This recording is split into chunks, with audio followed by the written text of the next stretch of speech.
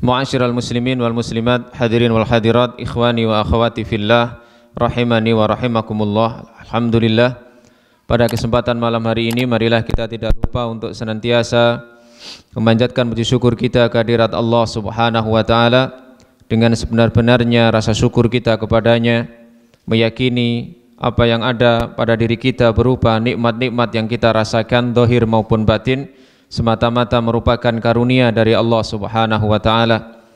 Kemudian kita gerakkan lisan kita untuk memuji Allah yang telah memberi nikmat tersebut dengan ucapan alhamdulillah, dan kemudian kita gunakan nikmat-nikmat tersebut dalam rangka mendekatkan diri kepada Allah Subhanahu wa taala. Mudah-mudahan kehadiran kita pada malam hari ini adalah termasuk salah satu upaya kita mensyukuri nikmat-nikmat Allah, dan mudah-mudahan mendapatkan balasan pahala yang berlipat ganda, karena kita pun saat ini berada di bulan yang dimuliakan oleh Allah Subhanahu wa taala, yaitu di bulan Dzulqa'dah. Baik, kita lanjutkan materi kita pada malam hari ini. Di Kamis ketiga kita akan baca kitab karya Al-Imam Asy-Syafi'i rahimahullahu taala. Kita masih pada Kitabus Shalah, pada bab yang ke-19, yaitu bab Shalatil Marid, bab salat orang yang sakit. Qala Allahu azza wa jalla, mengawali bab tentang salat bagi orang yang sakit, beliau Al-Imam Asy-Syafi'i rahimahullah menukil firman Allah Ta'ala dalam surat Al-Baqarah ayat yang ke-238. A'udzu billahi minasyaitonir rajim. Hafidhu 'alas salawati was salatil wusta wa qumu lillahi qanitin. Jagalah oleh kalian salat-salat dan salat yang tengah. Wa qumu, dan berdirilah lillahi, untuk Allah, qanitina, penuh dengan ketaatan kepadanya.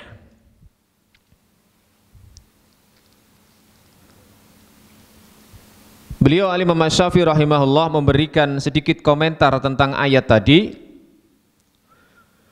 Faqila, maka dikatakan, maksudnya para ulama tafsir, wallahu subhanahu wa ta'ala a'lamu qanitina muti'ina. Allah Subhanahu wa ta'ala maha tahu bahwa makna orang-orang yang qanitin, kunut, itu adalah orang-orang yang taat. Jadi memang makna kunut dengan pakai ta, qanata yaknutu, kunutan, itu artinya adalah ata'a yuti'u ita'atan, yaitu yang artinya taat. Nabi Ibrahim alaihissalam disifati dengan kana ummatan qanitan. Nabi Ibrahim itu adalah seseorang yang kunut, orang yang sangat taat kepada Allah Subhanahu wa ta'ala. Jadi kunut secara bahasa maknanya adalah taat. Beda kalau qanato yaknutu kunuton, pakai to, sudah sangat jauh artinya. Kalau tadi qanata yaknutu kunutan artinya taat, kalau qanato yaknutu kunuton itu artinya berputus asa dari rahmat Allah. Maka termasuk di antara dosa besar dalam hadis Nabi SAW adalah al-qunutu min rahmatillah, putus asa dari rahmat Allah. Jadi hati-hati kalau misalnya mengucapkan qanata dengan qanato yang ismul fa'ilnya adalah qanitin dan qanitin, seperti dalam surat At-Tahrim ketika menceritakan wa Maryam ibnata Imran allati ahsanat farjaha, wa nafakhna fihi min ruhina wa saddaqat bi kalimati rabbiha wa kutubihi wa kanat minal qanitin, pakai tak. Nah, maknanya qanitin adalah muti'in.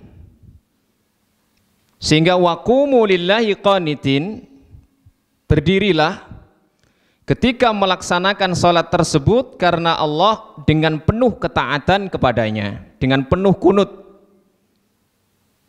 Makanya Ibnu Qayyim dalam Zadul Ma'ad beliau ketika merangkum pendapat gurunya yaitu Syekhul Islam Ibnu Taimiyah dan juga para ulama di mazhab Hambali bahwa kunut dalam sholat subuh itu adalah dengan memperbanyak doa baik ketika rukuk, ketika i'tidal maupun ketika sujud. Sehingga makna lam yazal Rasulullah sallallahu alaihi wasallam yaqnutu hatta faraqad dunya, Nabi itu terus-terusan kunut sampai beliau meninggal dunia. Kata Imam Ibnu Qayyim tadi, maknanya beliau memperpanjang doa dalam ruku, dalam i'tidal, dalam sujud beliau ketika sholat subuh. Baik, kemudian wa amara Rasulullah sallallahu alaihi wasallam bis salati qa'iman. Dan Rasulullah sallallahu alaihi wasallam memerintahkan sholat dengan cara berdiri. Dalilnya apa? Dari ayat tadi, waqumu, qoma yaqumu, yang artinya berdiri. Sehingga para ulama fikih, fuqaha itu termasuk di antara rukunnya sholat adalah berdiri jika mampu. Salah satu dalilnya adalah ini, waqumu lillahi qanitin, berdirilah. Karena memang sebelumnya Allah memerintahkan kepada kita agar menjaga sholat, termasuk sholat wusta. Ya, ini kalau sholat wusta ini mayoritas mengatakan sholat asar. Qala Syafi'i rahimahullahu ta'ala, kemudian Al-Imam Asy-Syafi'i rahimahullahu ta'ala menyampaikan penjelasannya, wa idza khutiba bil faraidi man ataqaha fa idza kana al mar'u mutiqan lil qiyami fis salati lam yujzihi illa huwa illa indama dzakartu minal khaufi. Apabila yang dibicarakan dalam ayat tadi adalah memang sholat wajib bagi orang yang mampu sholat dalam keadaan berdiri. Karena kalau sholat sunnah boleh walaupun mampu berdiri sambil duduk. Sholat sunnah boleh. Seseorang yang misalnya mau sholat ba'diyah, dia mampu berdiri setelah sholat fardu, kemudian dia sholat sambil duduk 2 rakaat boleh. Tapi ingat bahwa Nabi walaupun pernah melakukan itu tapi tidak selalu. Fa idza kana al-mar'u mutiqan lil qiyam fis shalah, maka jika seseorang itu mampu berdiri di dalam salat wajib, lam yujzihi, maka tidak boleh bagi dia, tidak sah baginya, illa huwa illa indama dzakartu minal khaufi, kecuali dalam kondisi yang sudah aku ceritakan kata beliau di bab sebelumnya, yaitu ketika dalam kondisi khauf, dalam kondisi takut. Kalau dalam kondisi ketakutan misalnya dalam peperangan, maka silakan sholat dalam kondisi apapun yang mampu dia lakukan, termasuk sambil duduk, walaupun itu di sholat wajib. Tetapi kalau seseorang mampu berdiri di sholat wajib, maka tidak sah kalau dia melakukan sholat wajib itu dilakukan dalam kondisi duduk. Qala Syafi'i rahimahullahu ta'ala, wa idza lam yutiq al-qiyama, tetapi jika ia tidak mampu berdiri, shalla qa'idan, maka dia sholat sambil duduk. Dan sholat sambil duduk ini Dijelaskan para ulama duduknya mutarabbi'an dengan cara tarabbu', yaitu bersila. Ini yang sunnah, seorang yang sholat sambil duduk itu posisi duduknya adalah bersila. Boleh dia duduk iftiros, boleh. Tetapi yang sunnah adalah dengan tarabbu' atau mutarabbi'an, dengan cara bersila. Wa raka'a wa sajada idza ataqa ar-ruku'a was-sujuda. Kita ulangi lagi, apabila dia tidak mampu berdiri, maka dia salat sambil duduk dan rukuk serta sujud. Apabila ia mampu rukuk dan sujud. Ketika dalam kondisi berdiri seperti ini, kemudian ketika pas posisi rukuk, dia bertakbir Allahu Akbar, dia menundukkan bagian kepalanya dan bagian punggungnya.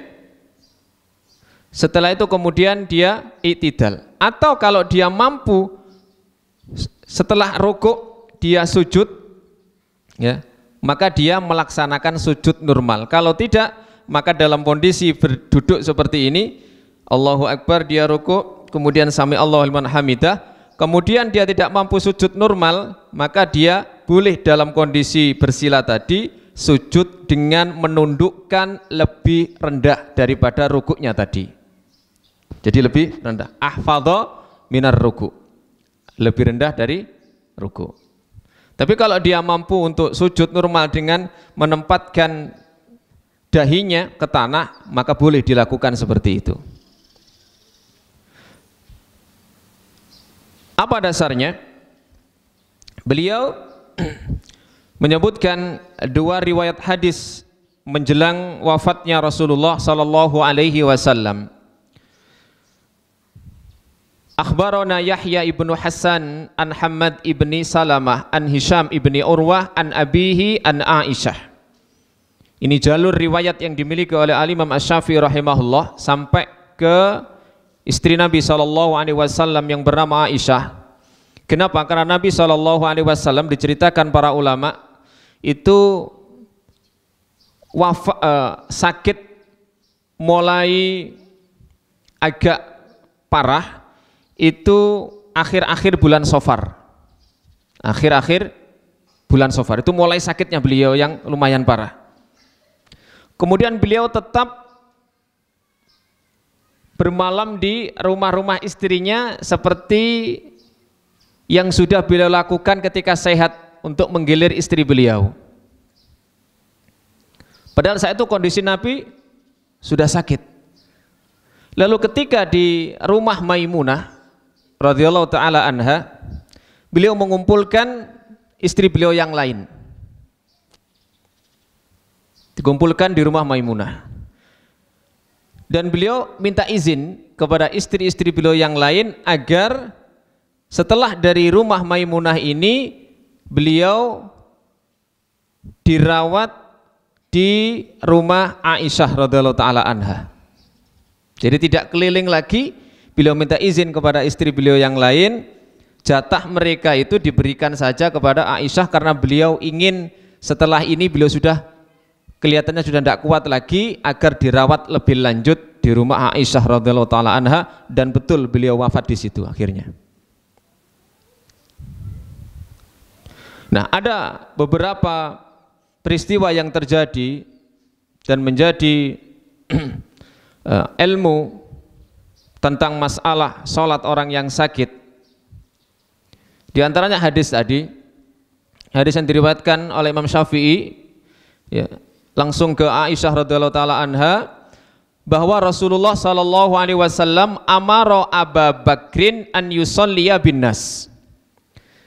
Ketika Nabi sudah merasa bahwa beliau sudah tidak bisa bangkit untuk ngimami para sahabat, maka beliau meminta agar yang menggantikan posisi beliau ngimami adalah sahabat beliau Abu Bakar sekaligus mertua beliau.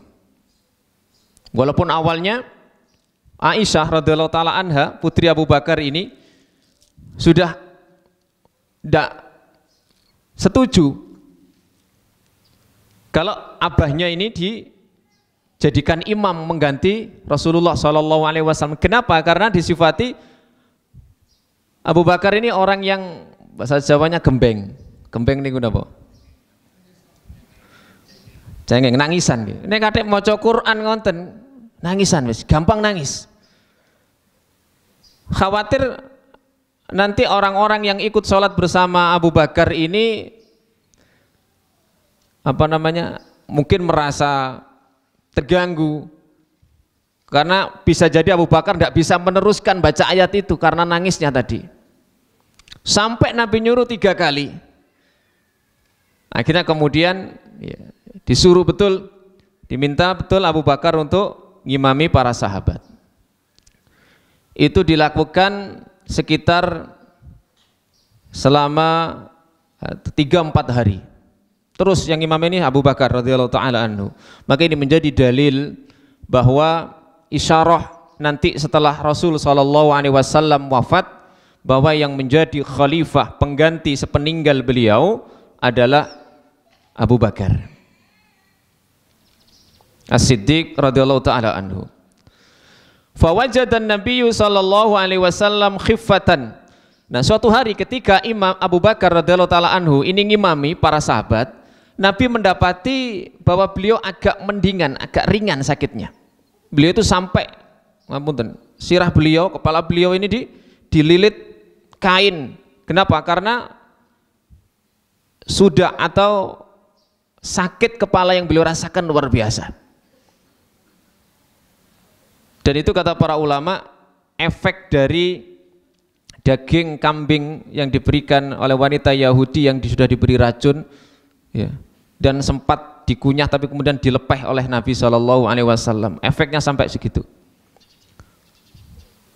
Lalu kemudian ketika beliau mendapati ada sakit beliau yang agak ringan, maka beliau kemudian keluar.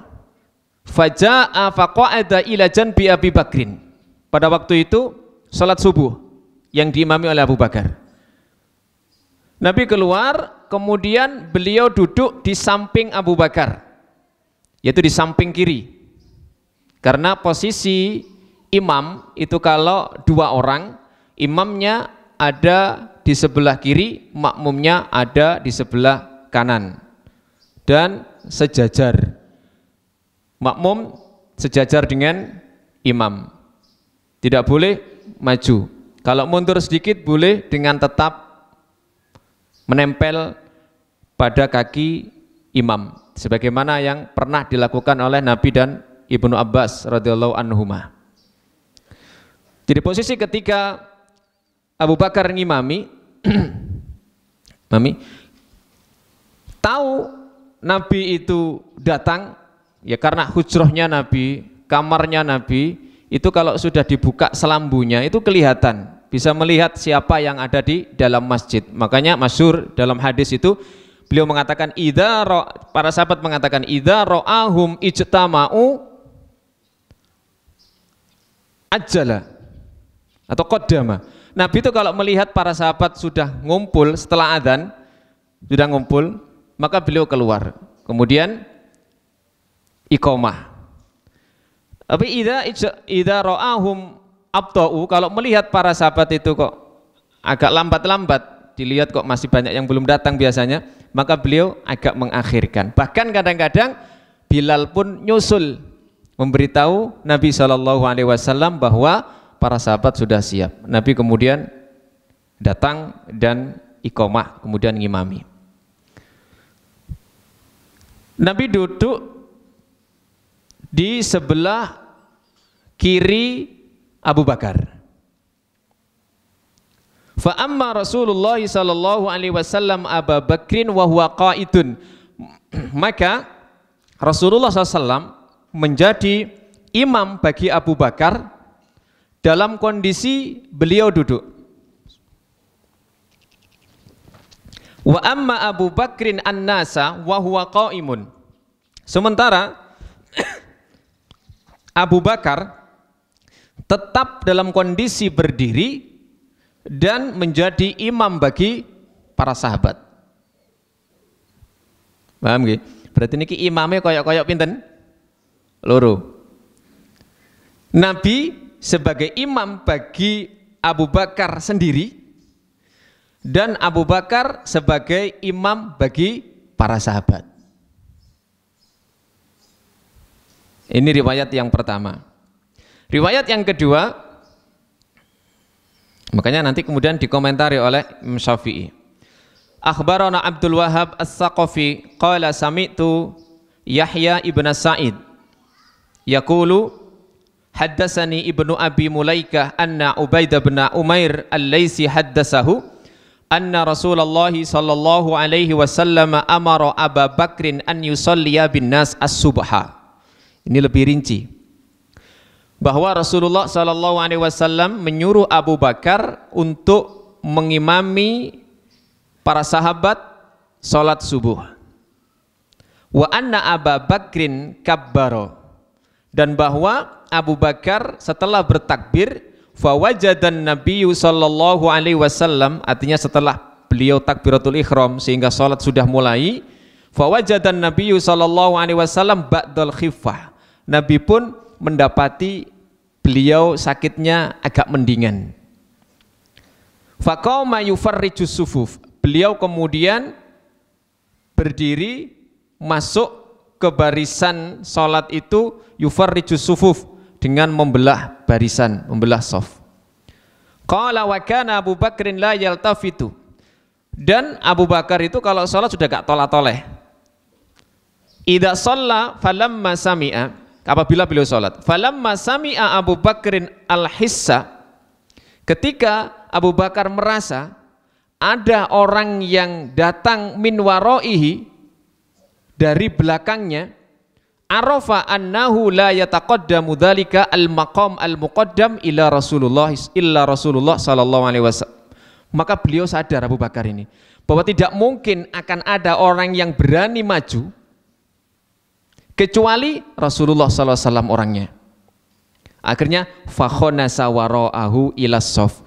Tahu seperti itu, Abu Bakar mundur, ingin bergabung dengan shaf supaya jadi makmum, enggak jadi imam. Faraddahu Rasulullah sallallahu alaihi wasallam makanahu, tapi kemudian dicegah oleh supaya balik lagi ke tempat makmum imam untuk tetap ngimami. Fajalasa Rasulullah sallallahu alaihi wasallam ila janbihi, kemudian beliau duduk di samping Rasulullah, di samping Abu Bakar radhiyallahu taala anhu. Wa Abu Bakrin qaimun, dan Abu Bakar tetap dalam kondisi berdiri. Hatta idza faragha Abu Bakrin, sampai ketika Abu Bakar sudah selesai ngimami, yang mengatakan, Rasulullah mengatakan, araka asbahta salihan wa hadza yaumu binti Kharijah. Abu Bakar yang mengatakan, wahai Rasulullah, ya, saya melihat panjenengan pagi ini sudah sehat, sudah baik. Wa hadza yaumu binti Kharijah, dan hari ini adalah hari giliran binti Kharijah, putri dari Kharijah. Faraja Abu Bakrin ila ahlihi. Ini dalam riwayat yang lain, para sahabat itu ketika melihat Rasulullah berdiri, mereka itu seolah-olah hampir terfitnah, mau membatalkan sholat mereka, saking senangnya, saking girangnya melihat Rasulullah SAW sudah bisa berdiri, dikira sudah sembuh. Dikira sudah sembuh. Ada juga riwayat yang lain, Nabi tidak sampai ikut sholat, beliau hanya membuka tirai kamar beliau. Melihat para sahabat itu, beliau tersenyum. Melihat para sahabat yang saya itu sedang sholat, beliau tersenyum. Senang sekali melihat para sahabat saat itu menunaikan sholatnya.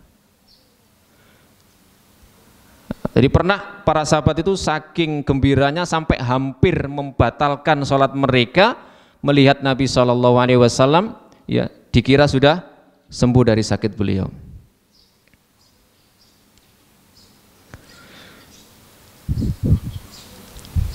Dan setelah itu selesai salat subuh ngimami, Abu Bakar kembali ke rumahnya, ke keluarga beliau, ke istri beliau. Famakasa Rasulullah sallallahu alaihi wasallam makanahu, kemudian beliau duduk tinggal di tempat beliau tadi, wajalasa ila janbil hijri, dan beliau duduk di samping kamar beliau sambil memberikan yuhadzirun nasal fitan. Beliau menyampaikan kepada para sahabat yang masih ada di masjid tersebut tentang fitnah-fitnah nanti. Waqala, dan beliau bersabda, inni wallahi, sesungguhnya aku demi Allah, la yumsikun nasu alayya syai'an, tidaklah seseorang, tidaklah manusia berpegang dengan apa yang ada atasku sesuatu.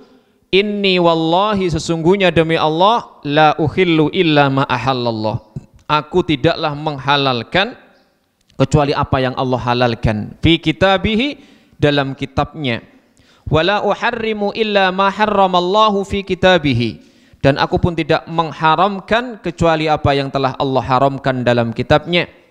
Kemudian beliau secara khusus memberikan nasihat kepada Fatimah putri beliau dan Sofiyah bibi beliau dengan mengatakan, ya Fatimah bintu Rasulillah, wahai Fatimah putri Rasulullah, wa Sofiyatu ammatu Rasulillah, dan Sofiyah bibi Rasulullah, i'mala, kalian harus beramal, lima indallah, untuk meraih apa yang ada pada sisi Allah, fa inni la ughni ankuma minallahi syai'a, karena sesungguhnya aku tidak bisa memberikan manfaat kepada kalian berdua sedikit pun nanti di akhirat.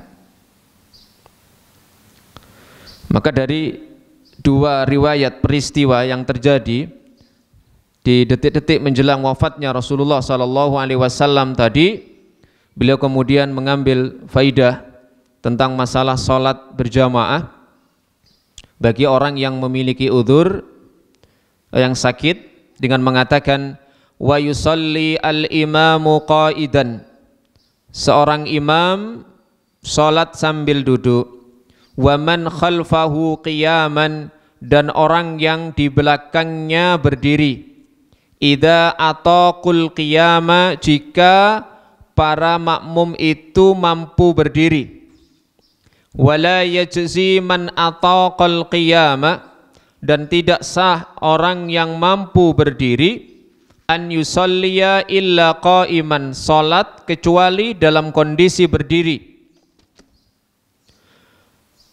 Wa kadzalika idza ataqal imamul qiyama, begitu pula jika imam mampu berdiri, shalla qa'iman, dia pun harus salat sambil berdiri.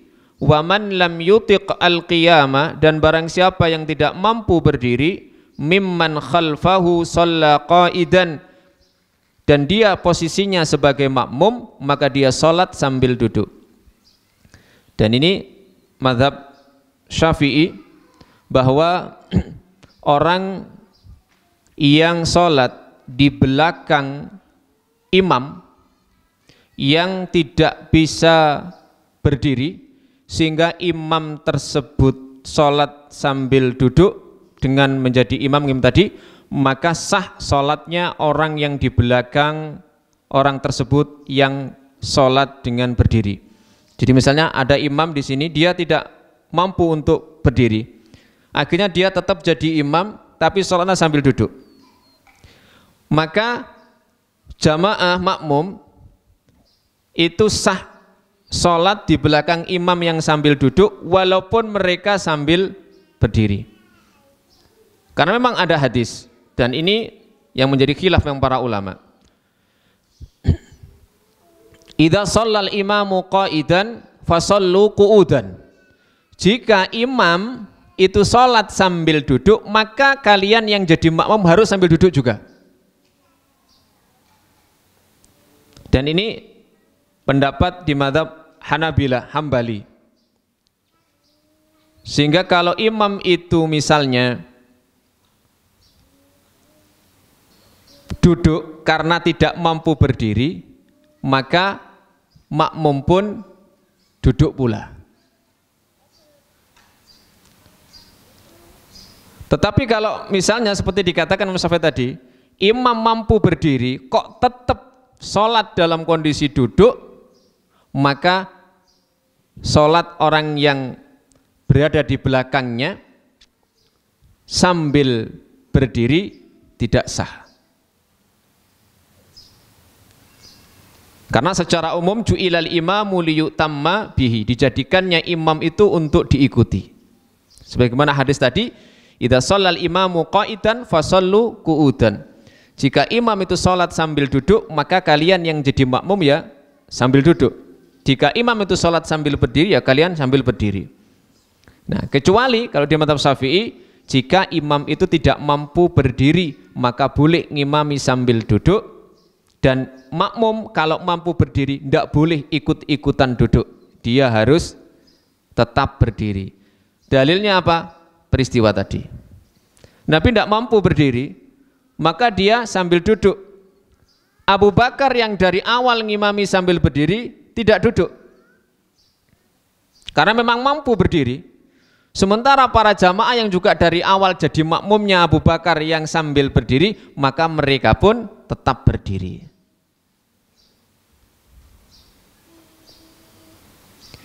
Wa hakadha kullu halin qadarul musalli. Begitu pula dalam setiap kondisi ketika orang sholat itu mampu fiha ala ta'diyati fardhis sholat, melaksanakan fardunya sholat, atau istilah lain rukunnya sholat.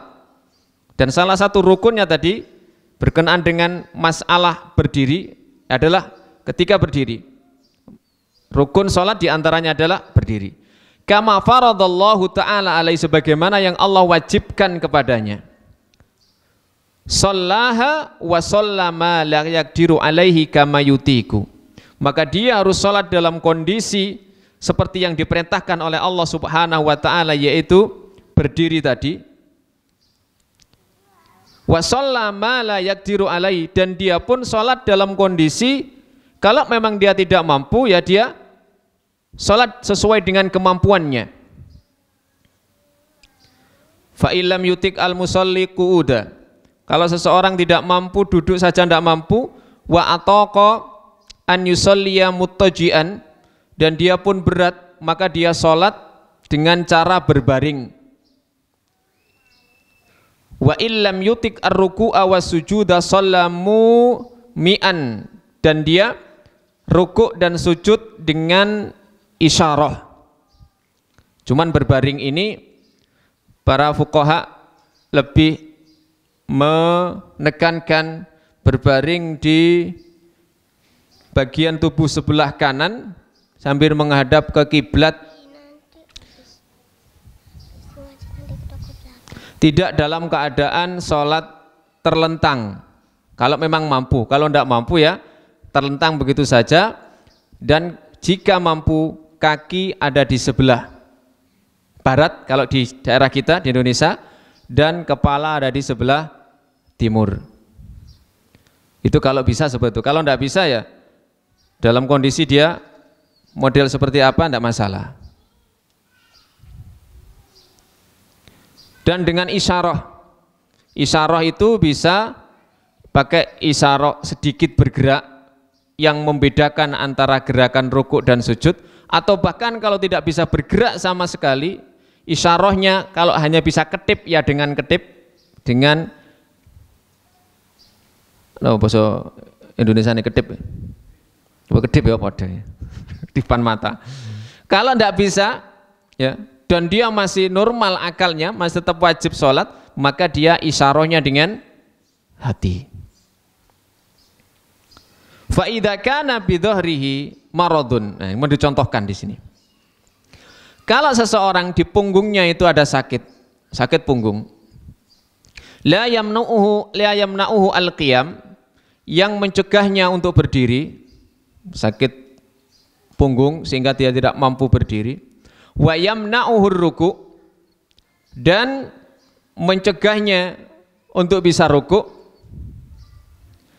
Lam yujzihi illa an yakuma wa ajza'ahu an yanhaniya.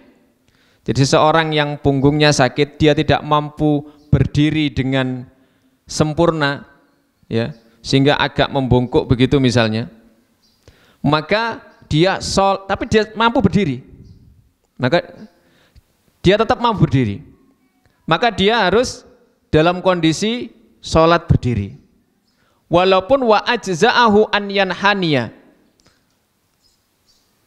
dan boleh bagi dia untuk yanhani itu agak condong, jadi nek ngadeg napa namanya bangkeane loro, tapi dia tetap bisa berdiri kuat walaupun dalam kondisi sambil bungkuk sedikit begitu, maka boleh bagi dia. Kama yaqdiru fir ruku'i fa illam yaqdir ala dzalika bi dhahrihi hatta raqabatihi, ya, sebagaimana dia mampu ketika dalam kondisi ruku'. Jadi ketika dia berdiri walaupun agak miring sedikit karena punggungnya sakit, maka dia harus berdiri. Sebagaimana ketika dia ruku' insya Allah juga mampu. Fa illam yaqdir ala dzalika, nah ini sampai beliau mengatakan, jika dia tidak mampu seperti itu, illa bi an ya'tamida ala syai'in, kecuali dengan senden, bersandar dengan sesuatu, maka dia bersandar.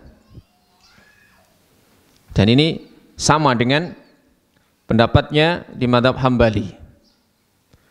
Jadi saking begitu pentingnya rukun berdiri ini, maka seseorang tidak boleh sembrono untuk tidak melakukan rukun berdiri ini. Nah, nanti diberikan contoh yang lainnya oleh beliau.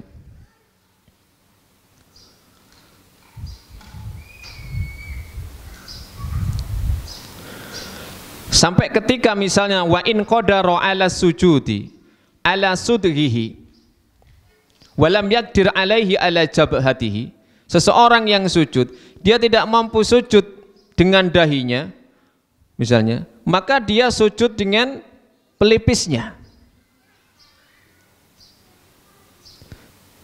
Summa sajada ala sudhihi wa kana aqrabu ma yaqdiru alaihi minas sujudi mustawiyan au ala ayyi shiqqaihi kana la yujzihi an yutiqa an yuqariba sujuda bihalin illa qarabahu. Artinya kita harus berupaya semampu kita untuk melaksanakan rukun-rukun itu walaupun tidak sempurna dan hanya mendekati sempurna. Seperti misalnya dalam kondisi sehat kita bisa sujud dengan sempurna, rukuk dengan sempurna. Nah, maka selagi masih bisa berdiri, maka jangan mudah-mudah untuk tidak berdiri. Kalaupun nanti misalnya berdiri, kemudian belum selesai Al-Fatihah, sudah tidak kuat ngejer, silakan duduk. Karena kalau misalnya senden nggak ada yang disendeni. Misalnya, kalau ada yang disendeni kata Mas Syafi'i itu senden. Wala yarfa'u ila jabhatihi syai'an liyasjuda alaihi, dan tidak boleh mengangkat, ya, dahinya sedikit pun untuk sujud di atasnya. Jadi kalau misalnya ada seseorang yang sujud, kemudian dia sujud di atas sesuatu yang tidak terhubung dengan tanah, maka sujudnya tidak sah. Hatta yasjuda bima yalsaku bil ardi, sampai dia sujud dengan sesuatu yang terhubung dengan tanah. Jadi kalau misalnya ngawang begitu, kita sujud kemudian ternyata kita sujud di atas sesuatu yang tidak nempel dengan tanah. Apa misalnya sujud di mana itu? Sujud jungkit ya. Nempel. Fa in wadha'a wisadatan, bahkan sekiranya ada orang yang meletakkan bantal tapi itu bantalnya itu nemplek di tanah, fa sajada 'alaiha, dan dia sujud di atasnya, ajza'ahu dzalika, itu juga sudah sah kata beliau, karena tadi terhubung dengan tanah. Berdasarkan apa yang beliau riwayatkan,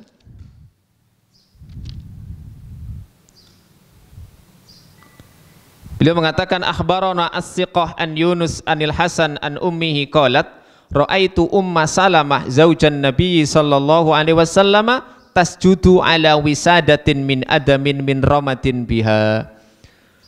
Ummu Salamah, salah satu istri Nabi sallallahu alaihi wasallam itu pernah sujud di atas bantal dari kulit karena beliau sakit mata. Ya, karena tadi masih menempel pada tanah. Kemudian Imam Syafi'i mengatakan lagi, walau sajadas sahihu, jika ada orang yang sehat sujud ala wisadatin min adam, di atas bantal dari kulit yang terhubung dengan tanah, ya, karihtuhu lahu walam ara alaihi an yuida, maka itu tetap sah tapi aku tidak menyukainya sehingga dia pun tidak usah mengulang sholatnya, artinya sholatnya sah.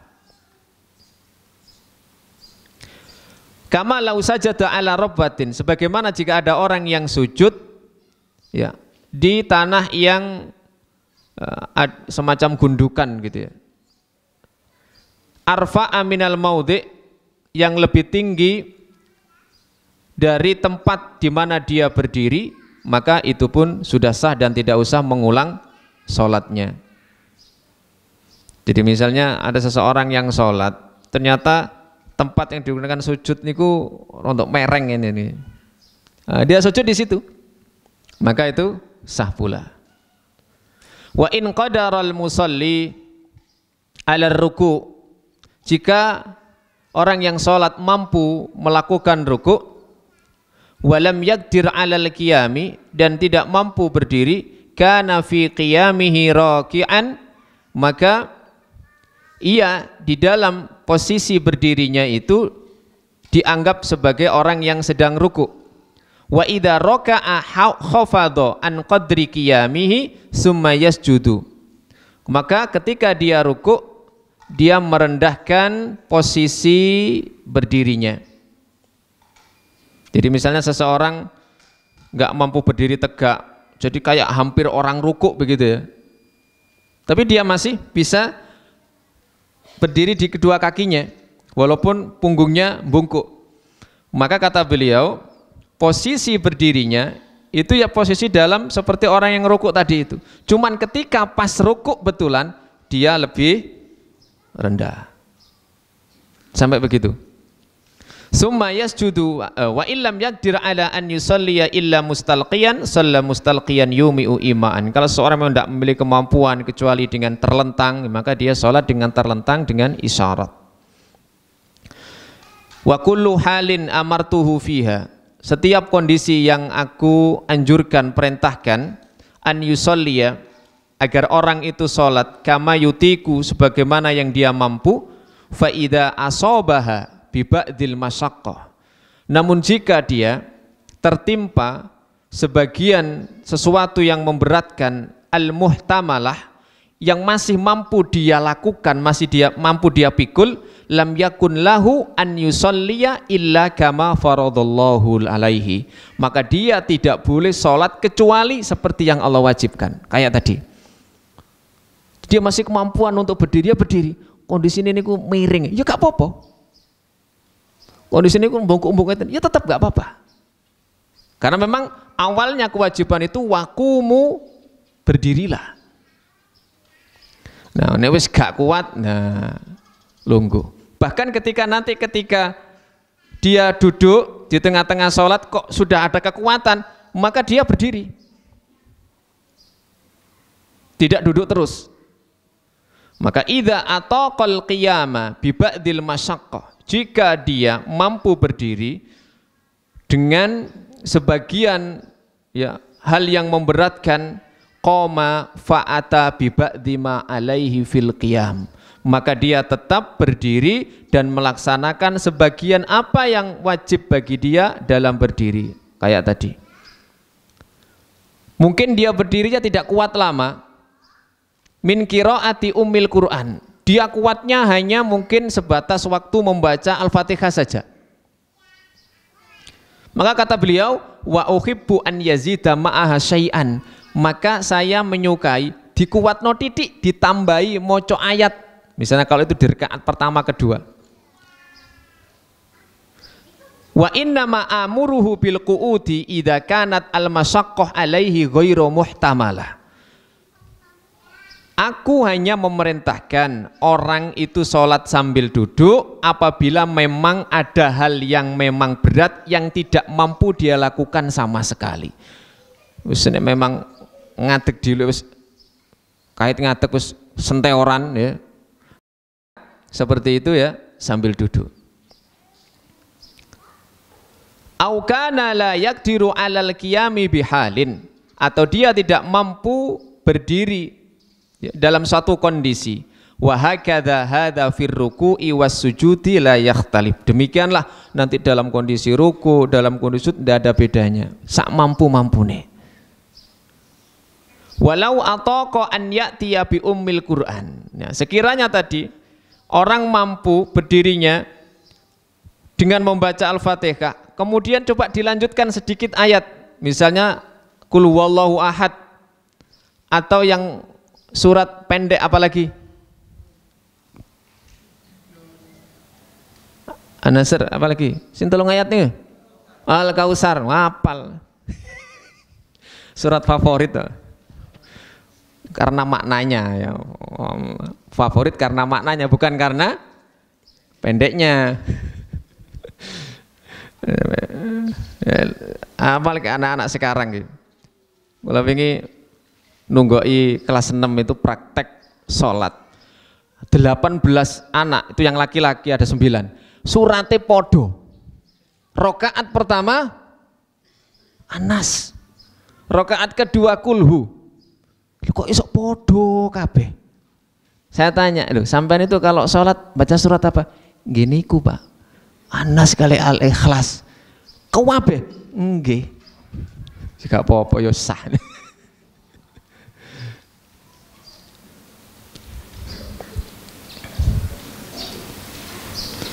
Lanjutkan misalnya lah, ini sebutkan wa inna a'tainakal kautsar, cocok enggak ya? Dan inna a'tainakal kautsar munfaridan qa'iman wa lam yaqdir ala salatil imami la yaqra'u bi atwala mimma wasaftu illa jalisan. Jadi misalnya kalau pas sholat zuhur, sholat asar, kan sholatnya sirri, maka agak ditambah durasi berdirinya. Kalau memang dia memang orang yang rontok nguat-nguat ngoten nggih, paling ndak setelah Al-Fatihah maca surat-surat pendek. Tapi nek kalau misalnya dia ndak kuat dan sudah membaca Al-Fatihah serta surat, maka dia sholat kemudian lanjutkan sambil duduk.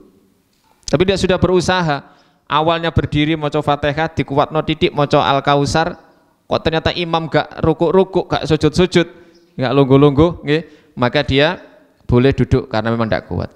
Amartuhu an yusolliya munfaridan wa kana lahu udrun bil maradi fi tarkis sholati ma'al imam. Kata beliau, kalau memang seseorang itu tidak mampu, ada udzur sakit dan dia tidak kuat nanti sholat bersama imam, maka aku perintahkan dia untuk sholat munfarid, sholat sendiri ya. Walau sholat ma'al imam, walau sekiranya dia sholat bersama imam, faqadara 'alal qiyam, dan dia mampu berdiri fi ba'din, dalam sebagian sholat, walam yakdir alaihi fi ba'din, dan dia tidak bisa meneruskan berdirinya itu, lahu udhrun jalasa, maka dia duduk. Fa in dhahaba anhu, kalau sudah sakitnya tadi agak mendingan, dia dirasa sudah mampu berdiri, maka illa an yakuma, tidak boleh dia meneruskan duduk kecuali harus berdiri. Jadi kalau sudah udzurnya itu hilang, maka dia melaksanakan sebagaimana saat tidak memiliki udzur. Misalnya di sini disebutkan fa in kana qara'a bima yujzihi jalisan walau iftatahas sholata qa'iman, jika dia membuka sholatnya sambil berdiri, summa aradolahu udrun, kemudian ada udur, jalasa, lalu dia duduk, fa in dahaba anhu, dan jika udurnya sudah pergi, sudah hilang, lam yujzihi illa an yakuma, maka tidak boleh bagi dia kecuali harus berdiri. Fa in kana qara'a bima yujzihi jalisan, jika dia membaca dengan apa yang sah dilaksanakan ketika duduk, lam yakun alaihi idza qama an yu'ida qira'atan, wa in baqiya alaihi min qira'atihi syai'un qara'a bima baqiya minha qa'iman. Jadi dilanjutkan bacaannya. Kalau misalnya dia pertengahan Al-Fatihah tidak kuat, maka dia duduk.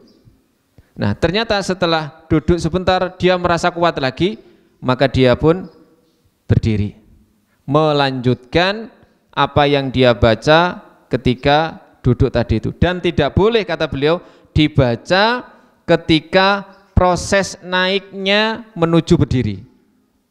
Harus pas ketika dia berdiri sempurna, baru melanjutkan. Paham gak? Jadi ketika dia duduk, misalnya membaca surat ya, walaupun ini sunnah sifatnya, baca surat misalnya surat Al-Qari'ah, baru Al-Qari'ah mal Qari'ah wa ma adraka mal Qari'ah, kok kuat? Wah, ngadeg. Ini nggak boleh sambil ngadeg. Yauma yakunun nas, boleh. Harus dia membaca neruskannya ini ketika berdiri sempurna.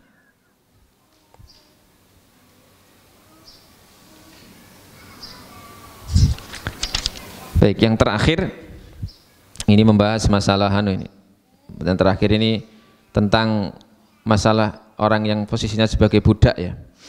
Wa hakadza ummul walad, begitu juga yang disebut dengan ummul walad. Ummul walad itu kalau diterjemahkan letterlek itu ibune arek-arek.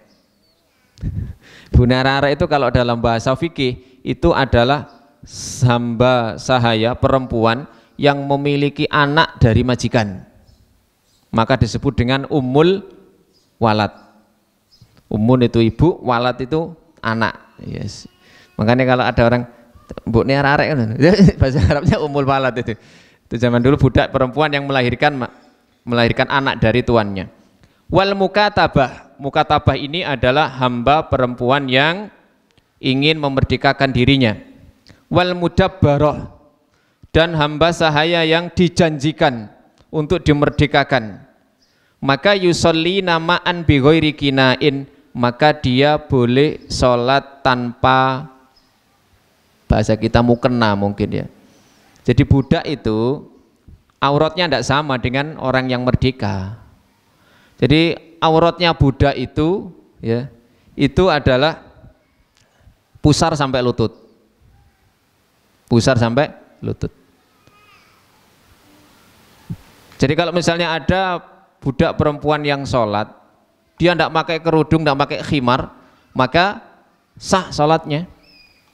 Dia hanya memakai baju biasa begitu ya, sholatnya sah. Bahkan ketika ada budak yang memakai kerudung itu disuruh menanggalkan, nggak usah pakai kerudung, karena kalau kamu pakai kerudung nanti nyaingi madani wanita yang merdeka, supaya berbeda ya, bisa membedakan. Nah kalau sekarang sudah ada zaman perbudakan ya sama, semuanya hurrah ahror, hamba Allah yang sudah merdeka. Maka kalau seperti itu dibahas, summa yu'taqna, kemudian mereka dibebaskan qabla an yukmilna shalah. Jadi ada budak ini kemudian tengah-tengah sholat dia dibebaskan sama majikannya, berarti kan sudah jadi merdeka, padahal dia sholat dalam kondisi tidak pakai kerudung. Di tengah sholat, oh tak bebas no kon. Maka apa kata beliau? Alaihinna an yataqanna'na wa yutmimna sholata. Maka dia harus segera ya untuk menutup aurat ketika sholat itu. Kalau dia meninggalkan itu, maka dia harus mengulang sholatnya. loh awakmu mang pas di tengah-tengah sholat wis tak bebasno. Nah awakmu mang sholat gak nganggo mukena, gak nganggo kerudung, nutup aurat, balenono sholatmu. Soalnya kamu tadi di tengah-tengah sudah merdeka. Dan Rasulullah mengatakan la sholata li haidin illa bi khimarin. Tidak sah sholatnya orang yang sudah haid, merdeka, yang tanpa khimar, tanpa menutup aurat. Ya, jadi ini pembahasan beliau, orang seperti itu juga dikatakan sebagai orang yang memiliki udzur. Kamu 3 hari yang lalu sudah tak bebaskan. Sholatmu ya apa? Kulo tasik sholat biasa ya, kados hamba sahaya. Kata Imam Syafi'i, balenono. Nah, harus mengulangi sholatnya. Kenapa? Karena dia dalam kondisi merdeka kok sholatnya tidak memakai khimar. Wallahu a'lam bissawab. Ya, jadi yang mampu berdiri, ya, maka jangan mudah-mudah untuk sholat sambil duduk, semampunya dulu. Dan ini di mazhab Syafi'i juga seperti itu, di mazhab Hambali juga seperti itu. Sampai kalau perlu mereka mengatakan iku wau nek ono sendenan dikongkon senden. Sekiranya mbek bungkuk-bungkuk ngoten nggih, maka digunakan dalam posisi seperti itu. Wallahu a'lam bissawab. Baik, kita tutup pengajian kita. Oke.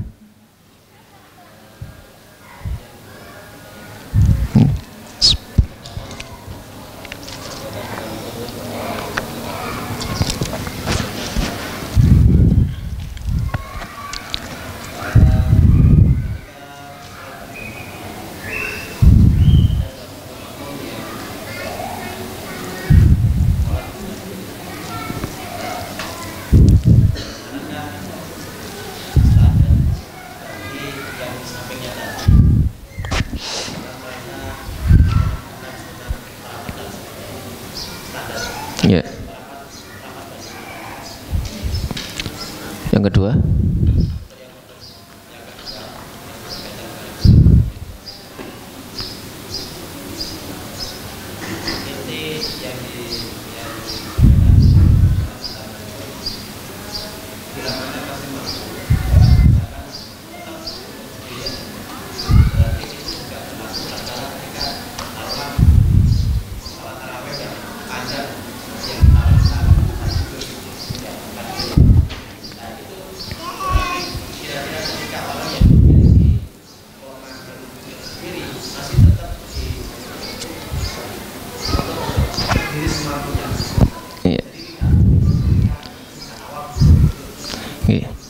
baik, pertanyaan pertama, pertanyaan pertama, standar untuk meluruskan dan merapatkan shaf bagi yang di situ ada jamaah yang sholat sambil duduk.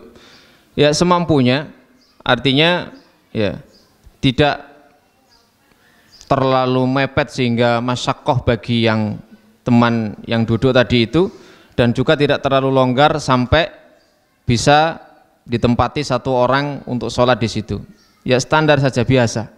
Ya, diusahakan untuk mendekat kepada teman yang tadi sholat sambil duduk. Termasuk ketika duduknya dengan kursi.